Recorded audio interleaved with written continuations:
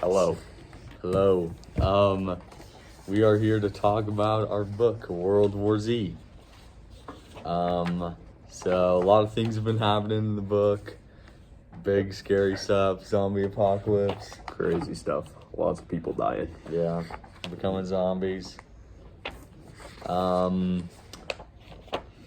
We were asked to research about the background of the author, and I was assigned the author's ancestry and heritage, and so his father was Jewish and his mother was Italian American, and his dad was also a movie writer or maybe a book writer, so that could have influenced him to write this book.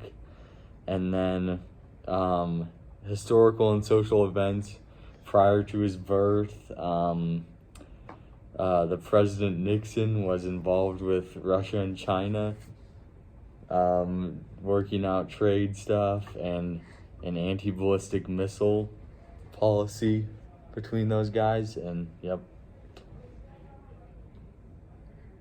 All right.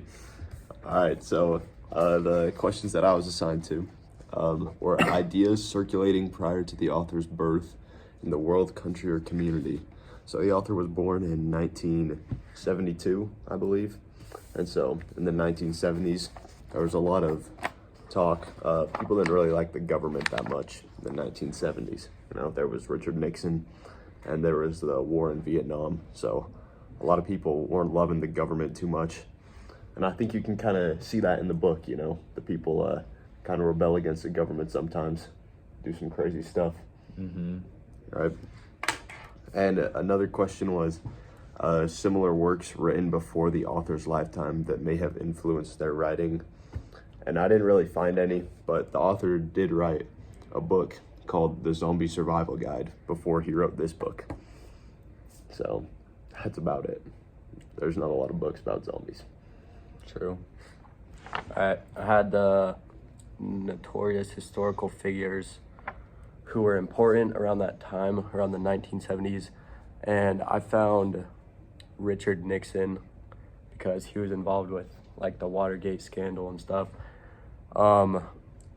Most of the historical figures in that time were just like singers and music bands, so I don't know. So yeah, Richard Nixon was like the only one that I found. All right. Craig, you got any your questions that you'd like to share? One of mine was explain why the man faked a vaccine. That was your question? Yes. Oh, that's my question too. Yeah. Slash the supposed cure to the rabies, and that's what they were calling it in the book, is rabies. They didn't really say it was specifically a zombie virus yet. And the answer is he made money, and it also kind of helped stabilize the government because people weren't panicking as much because, oh, there's a vaccine, this is gonna solve all our problems. And instead of the American people overthrowing the government, they made a vaccine, so a fake one. Yeah, kind of just calmed everyone's nerves, you know, and stopped everyone from freaking out a little. Yeah. Mm-hmm. Yeah. One of my questions that I wrote down is, so the book is kind of just laid out like a bunch of different people getting interviewed. And I just said, how are all of the people being interviewed interrelated? It's just a bunch of different people that survived the apocalypse. So they're not really related in any other way. It's just that they survived. That is facts. One of mine was, what can you assume about the people who are infected? And I said that they aren't like immediately a zombie boom once they get bitten. They like carry the disease for a minute and then all of a sudden start slowly turning into a zombie. And I think the virus kills them and then they get reanimated. So What do you boys think would be the the best way to contain the virus? You know, like what would you do? Well, the guy in the book said he wrote an entire like program thing for everyone to quarantine and everything, but no one listened to him.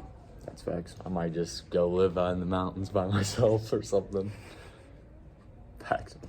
I think a lot of people are just kind of freaking out at the government. You know, they didn't really want to listen. They were just kind of, because, you know, they were just telling them to, like, stay calm and whatnot.